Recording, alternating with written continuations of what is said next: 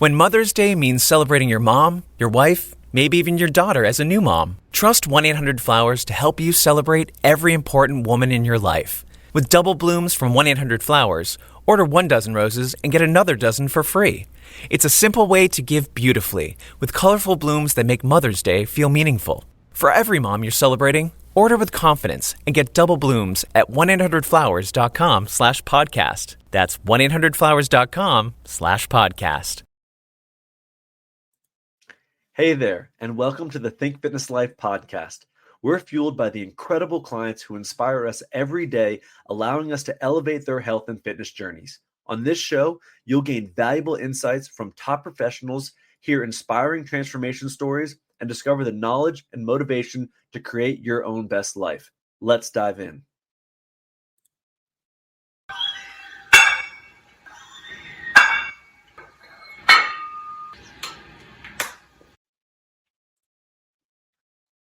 As someone who has continuously used therapy as a way to heal and elevate my personal performance, I know wholeheartedly that you cannot always read the label when you're in the jar.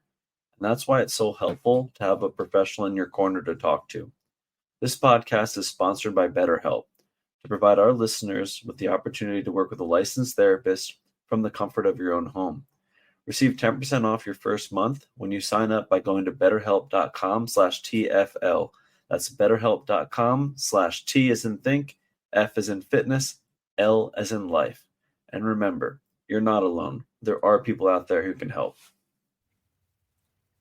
All right, welcome back to the Think Fitness Life podcast.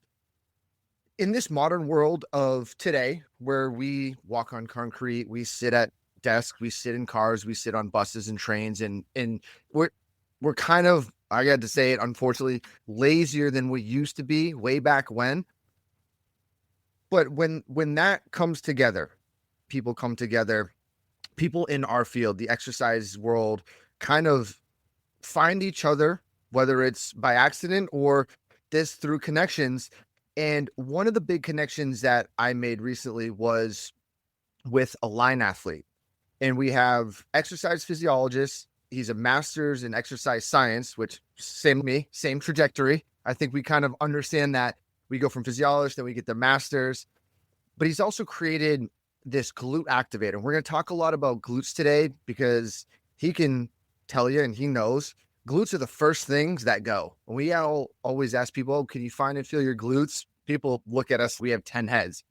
Without further ado, we'll bring on Mark Thiesmeyer Hook onto the podcast, are you the founder of Align Athlete? Yes, I originally found Better Living Fitness, a training company, and then founded Align Athlete as a products company. We build products and techniques that help people to feel better in their bodies. And that was one of the things that I always to kind of dive into when I go to a website is products, because you and I both know there's a lot of products out there that we've seen on infomercials, and there's a lot of products that will claim, oh, we can get you this in just 20 minutes of work. And it's, well, are we scamming? Not scamming people. Are we kind of misleading people? But your product is a little bit different. And for people who are going to be able to see this or listening, it's a glute activator. Walk us through kind of your history of training clients. I know we spoke a little bit offline of, we see patterns of people. People do certain things every single day. And one of the big patterns is glutes shut off, alignments come off. And we know that we're asymmetrically designed anyways. Dive into the background of what stemmed your passion for this. Sure. Yeah. Thanks for having me on, Eric. My story starts actually before I became an exercise trainer. I was in college trying to figure out how I was going to come back to my sophomore year at University of Michigan. My bank account was depleting and I didn't know how I was going to pay for the next year. And I came across one of those pull tab flyers that talked about making up to $8,000 over the summertime running a painting company. I pulled the tab, interviewed for the job. Lo and behold, they gave me a franchise. I ran painting crews all summer long. And the challenge of that was you needed to be in 10 different places at once, moving ladders, bidding a job, buying paint for another crew. And I am power washing a house one day, and I am thinking about all the places I need to be, but then all of a sudden I'm falling, and life has a way of really slowing you down when you're going too fast. I've realized in the split second it takes for me to fall to the ground that I walked off the roof, land on my back. I can't breathe. I can't move. I'm going to die on this lawn. And I managed to get up. I take myself to the hospital because I'm 19 and I'm not that bright. And they tell me nothing's broken. We've x-rayed you. You don't have any broken bones. You'll be fine. Here, take some muscle relaxants. And that began in my 20s, 8 years of chronic back pain. And it really wasn't until I became a personal trainer, started studying exercise science, that I realized how impactful exercise could be in terms of fixing my back. And it got to the point where I didn't have daily pain anymore because I built those erector spinae muscles and the oblique muscles and the transverse abdominals and the glutes and had more structural integrity to my body. But every once in a while, maybe 6 to 12 months, I'd still throw my back out. I'd be on an ice pack for days. Structurally, there was still something that was wrong with my body, even though, I exercised 6, 7 days a week and was very, very strong. Something was off. And that's what led me down the path of studying alignment of the spine, alignment of the pelvis, alignment of the sacrum, realizing when there are subtle misalignments and your body can slide into misalignment pretty easily with a night of sleep or a day of sitting in a bad position, you're much more likely to have an acute injury where you'll just sneeze or bend a little bit sideways, putting on pants. It's usually not something terribly dramatic. When people say I threw my back out, it's, I plopped down in a chair and then it went. And that led me to find out that if we keep the glutes strong and keep the pelvis in a better place anatomically, were much less likely to throw their backs out. And we've layered that on top of our exercise training, and it's been really huge. I mean, with back pain being one of the most, I don't want to say prevalent issues now when you talk to people, especially the general 80%. population. Yeah, it is astounding. And we do have to kind of blame it on the lifestyle we created as human beings, but that's not going to change. So I always want people to know that we're not going to change chairs. I'm sitting in one now. I'm sure you are too. We're not going to change some of these scenarios, but what we can change is becoming stronger. Like you said, aligning the pelvis to be in a good position for movement to flow is that's always an important when we look at alignment. Is there's no one position that's, hey, this is the perfect position. It's being able to be strong in multiple positions, but not being stuck in that one jacked up spot. Yeah, I mean, our joints are meant to move through a certain range of motion. And the challenge is when they get stuck in part of their range and won't go through their full range. We would notice it if it were our elbow joint. If you couldn't straighten out your elbow, it would be life inhibiting. But we don't always notice it when it's our SI joint, when the pelvis is slightly rotated forward or backwards, the sacrum is in a bit of a torsion. We just go through life and we're like, oh yeah, it's maybe a little stiff and achy back there.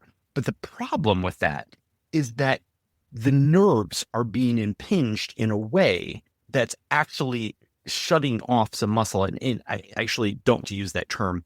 It's more you're at the light switch and the light switch is just flickering. The muscle is still working. It's not a traumatic injury where you've completely cut off nerve flow or a stroke, but more the muscle's just working suboptimally. It's firing at 60% or 70%. Well, when you go for a run and you only have 70% firing of your glute rotator muscles, your knee is going through much more of a lateral rotation or movement when it's meant to be a hinge joint. And that's when people will be on that trail run really didn't. Well, we could balance the pelvis and the sacrum prior to that trail run, far less likely to end up with stress at the knee joint or at the lower back than you would if you hadn't. That's always one area that I love to start when I do gait assessments. And injured runners, they come in, they might have shin or knee pain. I'm gonna say, we're gonna talk about glutes today. And they look at me. I'm sure they look at you, like, what are you talking about? And you're spot on, because those I don't think you glutes, heard me. My problem's down here. yeah, and I'm no, I know we're gonna get there, but we can't talk about the knee without the glutes. And I think even the back, when people have back pain, they go to doctors, they get x-rays, they might get MRIs. You had everything looks good, but you're still getting pain. And then people are they start having this question. Okay, where is this coming from? If the bone integrity is fine and there's nothing torn, what's causing it? That torsion. And that's really, I think sometimes you have a hard time understanding what's going on from a tension of tissues creating the torsion and then leading to nerve dysfunction, which then leads to muscle dysfunction. And they kind of go in this roundabout circle. Okay, I'm going to go to PT. Some people go to chiropractor. When I did my back, I went to the chiropractor. It felt good. Once I got adjusted, I sat down in the car. I was done. Short-lived. I won't badmouth chiropractors. I've had many that really saved me in acute problems. But the challenge is I've never had the chiropractor with me before I wanted to go for a trail run or go out in the morning and do my lifts. And what we discovered with Align Athlete is people who want to be athletic will do better if they balance their bodies prior to those athletic endeavors. And you'll always hear people say, well, I ramped up my mileage and then I injured this. I started training harder and I got hurt. And I think those people are being told by their body, something's not quite in the right place. You don't have the right joint bulk in this area. And the ramp up of mileage would have gone fine if you just addressed that first. Yeah. To your point about us being sedentary, a lot of us never ramp up the mileage. And so they don't even notice that they have a problem. There was a study that was done, it's probably 10 years back at this point, that showed while we're all looked at for scoliosis as adolescents, it was a traumatic day. I had to take my shirt off and go into the bathroom and have somebody run their finger down my spine. And it's at that point in life, only 3 to 5% of people will have a scoliosis. By the time we're 70 in America, it's 68 out of 100. And the body is starting to break down or starting to go more asymmetrical over time. And it's happening silently. And a lot of times people don't have pain or don't even feel it. But we know that if we don't keep things mobile, that is going to get worse and worse and worse in our 70s, 80s, and 90s to the point that our body isn't structurally able to be straight anymore. Whereas I heard in one of your podcast episodes that you have a scoliosis. I do too. And I work on the mobility through my thoracic spine and my ribs and the alignment of my pelvis and the leg length discrepancy, which goes away when the pelvis is in balance. And latest x-rays have shown I don't really have a scoliosis anymore. I think it's something we can manage with a lot of work on our bodies. Yeah.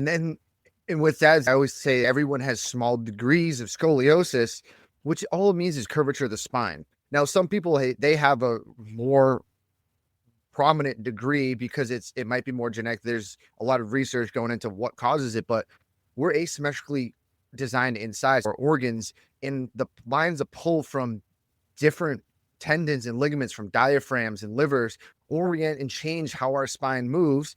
And we're going to pick a side that we favor. I mean, even if you look at people playing instruments, certain flutes where you have to hold an instrument one side, your body's going to accommodate and adapt to it. Scoliosis isn't a bad thing. It only becomes problematic, you said earlier, when you can't move out of it and we get stuck. I love telling people, I don't want you to panic that your spine is shifted and curved. You said we can start to balance it.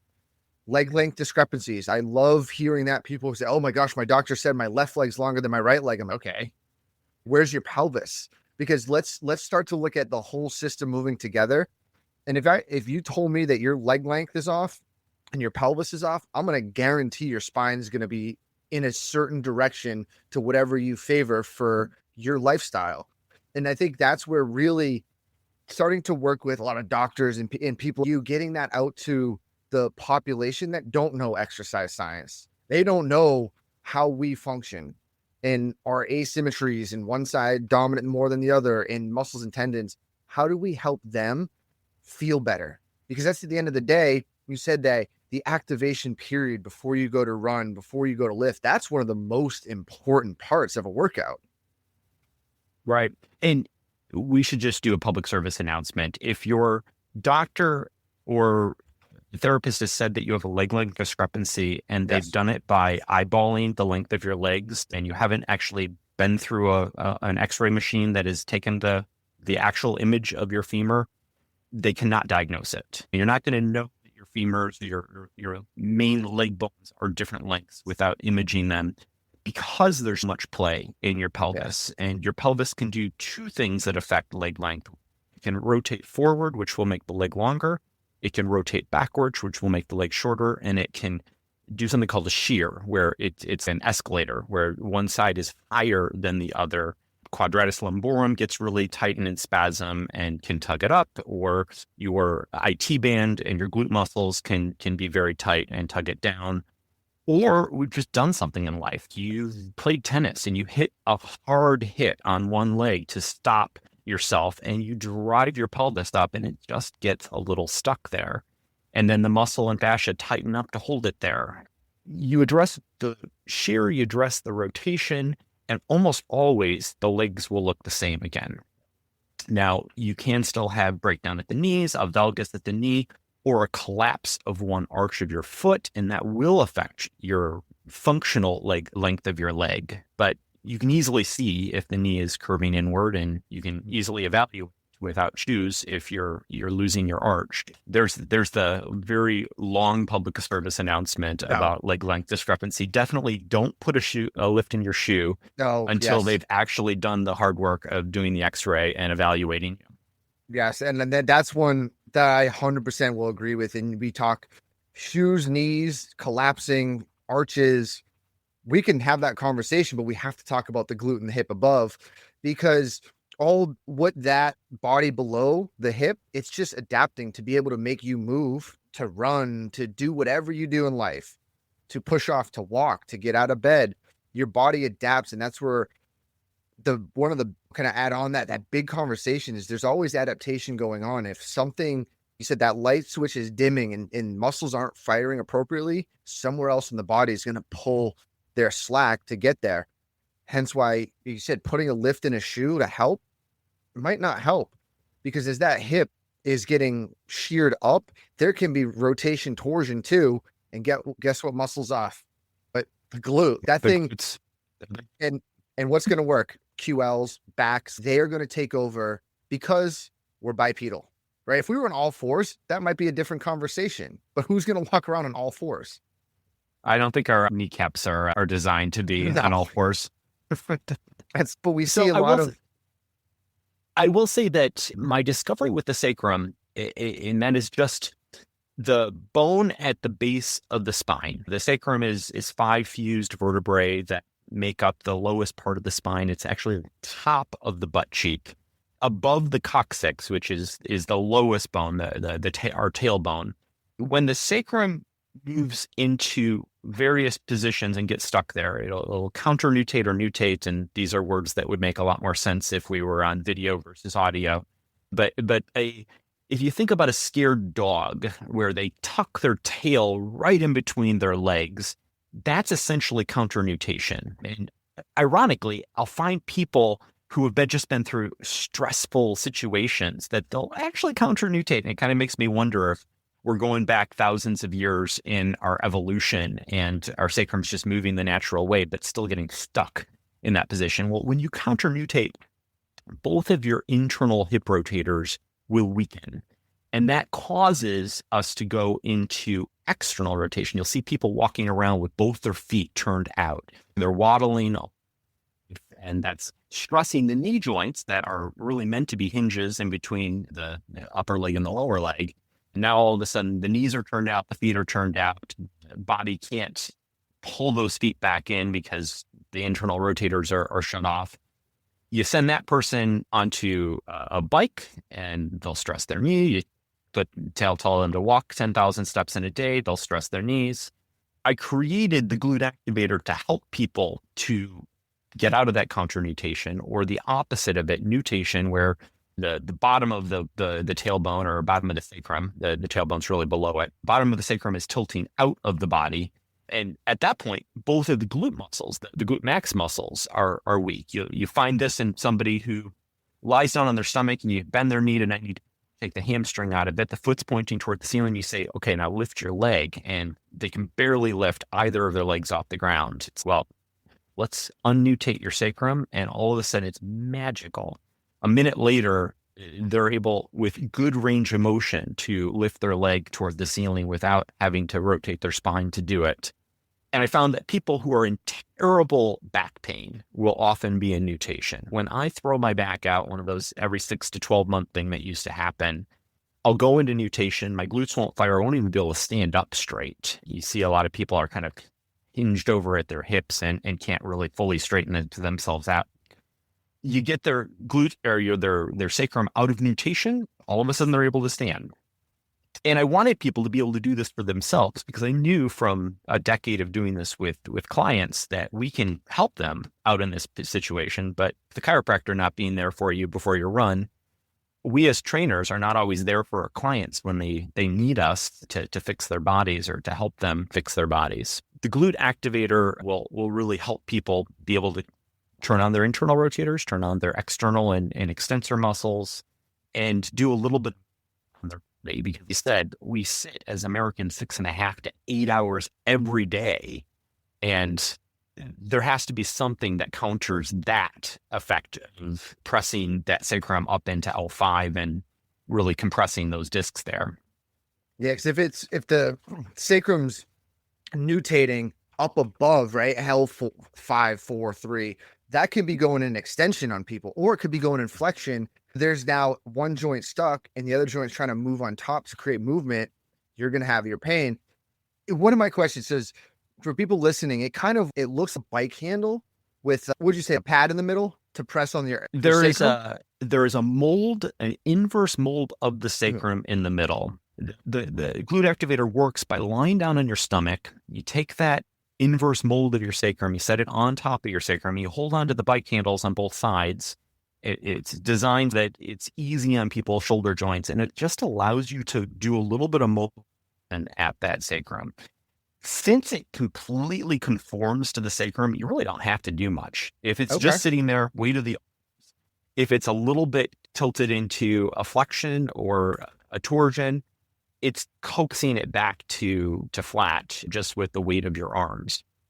And I got to ask, because I always look at these designs and say, well, how did you come up with this design? Where was the intervention? Because as trainers, we're in the gym, we're trying to use various tools, plates and lacrosse balls. What was it for you that you? I'm holding a pelvis sacrum up to our camera that the people on podcast can't see. The inverse of the sacrum is essentially the mold for the glute activator. I handed this to a prototyping company. Wow. I said, I needed to look this, and I specifically need to be able to grip onto the back edges of the sacrum. They protrude out in the middle at the top, and we have a little bit of a lip there that grabs into. They also protrude along the sides here, and we have lips that grab the sides of the sacrum.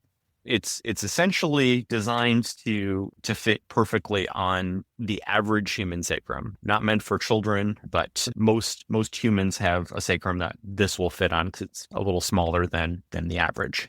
You just took a sacrum model and was like, hey, this makes sense to me. I'm going to take this and now I'm going to use, would you say slight compression, or just a little bit of push subtle. to a realign? Pound or two or pressure will do the trick. And we have done hundreds of tests with this where we'll put somebody on it and say, okay, I just want you to use the weight of your arms, and it should feel completely gentle. It almost should feel nothing. And we've muscle tested them before and after to verify that they are getting stronger. With 1 minute, we found 87% of people will get stronger in at least one of their glutes with just 60 seconds, 10 deep breaths. And that's the power of having something sensory on us that's creating a little bit of change, right? Like in that model you held up, he was holding a pelvis model. Models, we can show sacrums move crazy, but we know SI joints and sacrums, they don't have a ton of motion to play with. They're not going to go into crazies, but just enough. I mean, we could be half degrees. You can change positions of how those glutes fire because they attach to the sacrum. You change that position and you give it a different sense, a different feel. Those glutes can now go, oh, I can now create a little bit more tension in this lengthened position or shortened position. You are in supine, and I saw in the videos, you can flex the knee. Your glutes, you said you can get IR out of them, then you can get ER out of them. And now you're starting to fire these fibers that are going, whoa, I haven't been fired in a while. What's going on? And then someone's going to get up and I don't have to tell you this, but you get up after an activation and people go, whoa, I feel my butt and glutes walking around here. Got it. There we go. Remember how that feels? I need you to keep doing this. That's going to be what I tell those people. I had this woman who came to me. She had terrible sciatic pain. And you sort of kind of hope and pray when you are in this situation that you're going to be able to help the person in front of them. She said the pain had been bad that she had been to the emergency room twice. All I could do is lay on the floor and scream. And I'm thinking, oh, okay, you're coming to see me. Great. But I run through my series of assessments with her and I find she's exactly that person where the glute max has turned off and she has no strength in extension. I put her on her stomach. I put a blanket underneath her hips to take some pressure off of the hip flexors. I asked her to extend her leg up and she can't even lift it off the table. And I spend maybe 5 minutes just working on that nutation in the sacrum. And it's pretty miraculous. She is able to lift her leg. She's able to resist that lift of the leg with about 10, 15 pounds of force from my arm. I get her up. We're doing squats where I'm telling her, hold on to this bar because I don't know how structurally stable her body is at this point, but I need you to squeeze through the glutes, press from the heels, lift out of the squat, activate them, release them, activate them, release them. She said, okay, I can do this. I actually really like this exercise. It feels really good. And she's sort of dancing around after this. And I'm, whoa, take it easy. Emergency room. 5 minutes ago, you were talking about that. And she's been fine since. Hasn't had to go to the emergency room. I didn't know that it could be this easy. And why didn't the doctors tell me that just a balancing of my sacrum would get my glutes firing again and take away the pain down my legs? Now, I felt amazingly lucky that that was the problem for her. But it made me wonder just how many people are being treated for sciatic pain with heavy painkillers when it could be just a small structural alignment issue and a glute firing issue or a muscle firing issue in general that would get them out of that situation. And that's one that working with doctors and PTs, you do see that very often. And these doctors are very knowledgeable, but they'll even admit to me sometimes, hey, we don't have time to get up to speed with the latest research and the latest courses because their training was way back when, depending on when they became a doctor. I mean, that's just a long, rigorous course, and they might have not looked into the body as a functioning system with muscles and with bones, because a lot of them are orthopedic, so they're bone-minded, which you respect, but they kind of miss that we're strengthening the glutes to change position of the sacrum. And I always get into that because anyone can get strong through the glutes. I could put you on one of the machines that I hate, the adductor and adduction machine, and you can feel glutes. But am I really moving the sacrum? Because that's where I feel people really get in pain, is when they might turn the glutes on, but they're not actually changing position of the sacrum. Then in my head, I'm like, well, if you're turning glutes on, what are you doing? Because it's connected to the sacrum. Is it because you're over counter nutated or over nutated and you can't change anything of that? You can't move in and out of positions. You said squeeze on, squeeze off, and you're not influenced left and right side. Where you get a glute activator, it's fascinating because now you're saying, okay, we're going to move and alter the sacrum a little bit via using the glute muscles to help decompress your SI, help decompress some vertebrae. Power of alignment and muscle goes way beyond just, I need to get something strong. And trust me, I'm sure you do too. I love getting things strong, but to understand how muscles can decompress joints and compress joints where we need that to happen, that's really where it gets fascinating. Yeah, I agree. And I'm with you that I think the seated adductor, abductor, inner thigh, outer thigh machines in most gyms have limited use. Hmm. I think that any strength training is going to be helpful for most Right. people. Yeah. I mean, you think about it, just by exercising the muscle, we're lowering blood sugar, we're lowering inflammation in the body, burning calories, we're burning muscle or building muscle that helps to keep your metabolism higher. If people gravitated and said, I love these machines, I'd be like, okay, do that already. Yeah. Also, let's get you on a single leg. Try Right. some squatting. Let's try some pistol squatting. I did a pistol squat with sort of around the world and with my non-working leg this morning to make sure my hip and my knee and my lower and ankle were firing well together. But I think a lot of people don't realize that there's a lot of fascia and a lot of ligaments that connect to the sacrum. There's really only three muscles. You have a piece of the glute max, you have the piriformis muscle underneath the glute max, and then you have the paraspinal muscle, we kind of simplify them and call them erector spinae, that connect down into the top. And for years, I thought, well, I know that the sacrum shifts out of position. Which of those three are the force behind it? And I found the piriformis goes into spasm on a lot of people on one side. And that'll cause the sacrum to sort of Queen's wave, where side will pop out of the body, the right side will go in, or vice versa. The sacrum will do a side bend where the top of left side is a little higher and the right top side is a little lower. And that's coming from those erector spinae muscles, where they've tightened up on one side for some reason, or they tightened up to compensate because the sacrum is there. And then the torsions that are both of those, the counter nutations and nutations, I think are coming from the glute max fibers. And I've heard some of what your philosophy on stretching. I'd be interested to hear more, but I found if I can roll through glute max with a tennis ball and get deep into the piriformis with a lacrosse ball or tennis ball, if I can roll a little bit of that or stretch with a child's pose, that erector spinae muscle, I feel the sacrum will be more malleable to moving into the right alignment if you don't have those tensions pulling from those three different muscle groups. Mm-hmm. What about you, Eric? What have you found? Yeah, I did a podcast. I think for those listeners who haven't listened to it, it was maybe a couple months ago, of why stretching's not really the best. But it's a blanket term, because you have to go listen to what I was in a little bit of. I was talking about stretching just to lengthen muscles might not always be the best, but yes, you can stretch in different positions. And I don't the word stretch, I've kind of taken it away. I'm decompressing, or I'm inhibiting an area, because I think people think stretch and they're, oh, let me just lengthen and hold this position. When we go through the lengthen, it's going to feel good, but as soon as you're let go, your body's going to have that refractory period. And if your system's already tense, it's going to go back to tense. What I do is more inhibition techniques, which some people call stretching, where we're expanding.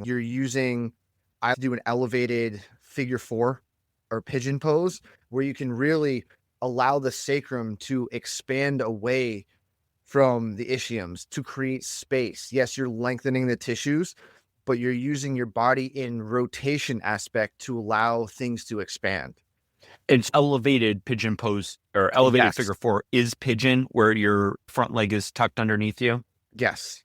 And it allows the pelvis, the elevation allows the knee to drop down. So one side of the pelvis can lower a little bit. We talked earlier, you're now creating a shift. And then when you internally rotate, you turn the hip, you expand that other posterior hip capsule. That's why when I say things very specifically, and I too, because when people, oh, you said this and I don't agree, and I love it, because I always have people go, oh, I stretch my hamstrings, I stretch this and nothing worked. I want them to understand the inner workings of what we're doing to expand and inhibit, and when to inhibit. Because I inhibit and stretch my clients pretty often, once I get them comfortable in a position where I know they're going to feel that QL lengthening, they're going to feel piriformis opening up. And then after I do that, I have to turn those muscles back on. When that person stands up, their body just doesn't go, oh, let me go back to the piriformis. Let me use the glute to stabilize.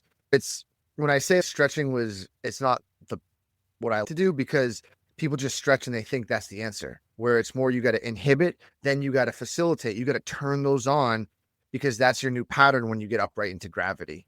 Your activator does. It turns it on and you're, whoa, I feel different. Boom. Let me share a couple philosophies on that. A lot of doctors will tell you with back pain, do yoga. You just need to do yoga. You need to loosen up, get looser, and you'll feel better. And I can't tell you how many times I threw my back out after a yoga class. It was, okay, I got those glutes nice and lengthened, and I totally destabilized my pelvis. And my lumbar's fine. It was, okay, I don't necessarily agree with this. I don't think that's a good idea. I don't think stretching for the sake of stretching is a great idea. However, what I found is, to your point, if I can get the sacrum into the right spot, a lot of times the piriformis will relax. The glute max will come back online and everything is supple and fluid. But I also find exceptions to the rule where the glute activator moves the sacrum into the exact right spot, and then 5 minutes later, it's back in the wrong spot. And there is a force at play here that is tugging that away. And what I found is if I pre-stretch the piriformis and then glute activate, I have much better chance of keeping glute max working well and the piriformis not hypertoned unilaterally. I use stretching as sort of a release technique prior to getting the joint into a good spot. And then activate, you said, now let's do some squatting. Let's do some hip extension to keep that muscle that we just turned on to send that nerve pathway to it over and over again, so it remembers how it's supposed to work. I think that's a great way to put it, because many people think that they're just going to stretch 30 seconds and it should go away. Or let me use the activator, I should be automatically better. But the human body doesn't work that. In every case, it might be individualized. That's why you said our algorithms change person to person. You might find, okay, I did this technique. I did this activator? Why didn't it work? Okay. And our brains start to spin. What else is there? Okay, but if this is still tight, then we need to go inhibit or release that to get to that. And that's where a lot of people, I think, try to get that across to a lot of people, is don't give up on something like that. Try a couple different things together. It's not just going to be a one-time, one thing fix, because our bodies, you mentioned earlier, we sleep. Sleeping's the number one thing that I find people wake up, back tightness. And we can talk about mattresses and all that stuff, but it's all positioned throughout the day. You could feel great in the morning. You could sit on an uncomfy chair in a waiting room and you can change your alignment of your pelvis. Our goal as coaches and exercise scientists is to teach you and help people get out of those positions when they feel stuck. Because for my clients, I would say that's the number one thing. Obviously, you're going to get you strong, but when you get tight, what to do, you're not walking around in pain always. And when you get clients that have back pain or piriformis tension, they are grateful because it releases everything and they feel better. They don't feel they're limited or constricted. And they know that they're number one, that they're not broken. Because I think a lot of people with back pain, you did it, I've slipped a disc, you think you're just broken and that's it. That's who you're going to be and it's going to define you, but it doesn't. Once you turn those glutes on, man, it's a whole different world. And I love when I always tell people it's a glute issue. And when they get the glutes on, you see their eyes all of a sudden go, boom. And it's a light bulb moment. And those are the moments that I live for during the day. It could be the smallest glute activation exercise. And people get up and they're, wow, I don't feel tension on my right back anymore. Yeah, that is just amazing. And what good work we get to do as trainers, where it's really quite a gift to be with somebody for an hour. Back to your doctor point, doctors are expected to see somebody for 10 to 20 minutes and they're always behind, and they have tons of charting that they have to do, with even medical record keeping is taxing for them. And then they have to know every medication that is been on the market or is on the market or is coming on the market and is being advertised to their people. It's how could they possibly remember from gross anatomy lab what muscle connects where and which nerve pathway is innervating unless they're doing it on a daily basis? And I can tell you, no general practitioner is. I can't necessarily fault a doctor for not being able to fix somebody's lower back pain. I met one of my doctors in freshman year organic chemistry lab. She totally got me through organic chemistry lab.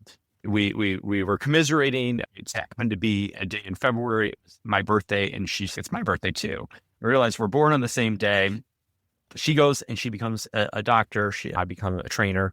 I go in for my physical, and she's, "Will you align my back?" Yes, I will fix your back. That is something I do day in day out. And yeah, I know that you haven't touched this since you studied it in med school. The gift that we have an hour with somebody and that we have weeks upon weeks or even years with somebody to be able to learn their bodies well.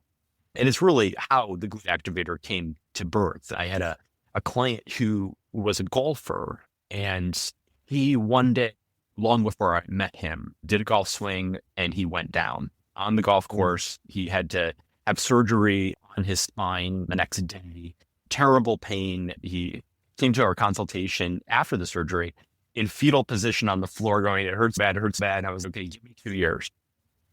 And I will fix this for you." And he's always went back to, "You told me to give you 2 years." I was like, "What? You didn't do this overnight. It happened in a split moment, but you'd been taxing your body for decades." And he's still with me long after 2 years, but it's glute activator was born out of the issue that people needed to do some maintenance on their bodies and maintenance between the times that they would see me once or twice a week. And that's one of the issues that we struggle with. We can only see so many people in a day, so many people per hour. And that's why I love to sit down and talk about things on the podcast, because I want people to learn. That's what my thing is, learn to help their health and quality of life better. When you create something that it's not crazy, it's not crazy expensive, it's not something that someone's going to be like, "Yeah, well, I'm not going to do this because I have to get in this apparatus and it's going to take time." You said it takes a minute. I would say pre-workout, prehab, your warm-up area, your activation part of your workout. You do this, you get the activation. It's something that you can add in your ritual every single day. If someone comes home from work and they're, "Oh, I'm stiff, my SI," they might just lie down on their living room floor, do this a little bit, get up and go. And now we are able to impact more people and get more people out of pain, along with, hopefully, when people listen to this, they start to understand maybe a little bit, okay, my pelvis is in there. Now, when I do this glute activation, now I need to go strengthen it. Now I can really see things turn over. And that's what it seems you hit the kind of right where it needs to be, by you just took the sacrum and made a mold of it, and now you can use it. Right. Exactly. It's I'm not super intelligent. It's a simple design made from a simple mind, but it seems to work. And to your point about sleeping, I use it every morning. I find that the times that my glutes are most inhibited is right out of bed in the morning from all the crazy stuff I must have done while I was sleeping. And it provides immediate relief and strength, but it's working on the sacrum and the SI joint, sacroiliac. It's not working on the ilium or the class coming out in November that will talk about how to fix the pelvis and recognize what pelvic misalignments exist and how to see them in yourself and how to fix them. The good thing about the pelvis is you don't really need much equipment at all to be able to unrotate it, unshear it, and unflare it. You just need to know which of the techniques to do. And then the other problem with lower backs is that the lumbar spine goes into a bit of a flexion, and people get stuck there, where the L5 or L4 may rotate a little bit to the left or to the right and not be able to move out of it. Well, your lumbar spine's only designed to move about 13 degrees, and I love showing people what 13 degrees is, because you start with 90 and then you go to 45 and then you go to 30 and you're like, okay, now half that and your lumbar spine's barely supposed to move at all. Well, if it's stuck a little bit twisted one way and then you twist 13 degrees the other way, you can herniate a disc. And we have another tool that is coming out next year that will help people to mobilize their lumbar spine. And I think between the class knowledge, the glute activator, and the lumbar tool, people will have what they need to fix most back problems. I know the last time I had a back incident, I used all three of them and felt better in days versus weeks. Yeah, if you kind of go right up the chain, right? Sacrum, L5, realign, because it all kind of stems from spinal movement, or if that's in nutation, of course, L5 is going to be pulled in a certain direction when the rest of the spine might want to go into extension. There's always things that can go on, and we are, unless it's imaging, we are understanding biomechanics and speculating what motion is going to happen, right? Always people think, oh, my spine's here. I'm speculating what I think. And then we test, and then we reassess. We might do the activation. We get more range of motion, or we get more external rotation. Now we can understand, okay, this is where it was limited, right? And the best part is we don't have to do that. We don't want people going into tons of radiation. You don't have to get tons of x-rays, because the body will move in and out of alignment. It's just simple: educate, test, activate, retest. You feel better? Okay. Right, exactly. If you feel structurally strong and the pain went down or went away, we'll count that as a win. There's your answer. Yeah. Check mark in the win column. And it's for people, it's all about how you feel, right? After you do the glute activator, after you do a technique, what do you feel after? How do you feel? Right? That's the questions to ask, because you said earlier, you might still feel tight. Okay, if I still feel tight, here's my next step. Then go back to the glute activator after the stretch. I don't feel tight anymore. There's your algorithm. And then it's fun. It's fun as exercise scientists and physiologists, building the algorithms for people. They understand, and they can just be better. And that's the whole, I understand that's the whole thing about the aligned athlete. Yeah, we use decision tree a lot. I think I'm using it interchangeably with your algorithm, where if this, try this and report back. And if that helped, okay, we keep charging down that path. If it didn't help, let's now try this. Well, as exercise physiologists, we're doing a lot of educated guesswork without imaging, without any technology. But I've had a lot of clients through the years say, gosh, why are you the only one who can do this for me? It's kind of fortunate when I can be held on such a pedestal with people, but I think it's powerful work that we do, and hopefully at some point the medical world to start to fund our work, that more people can access it.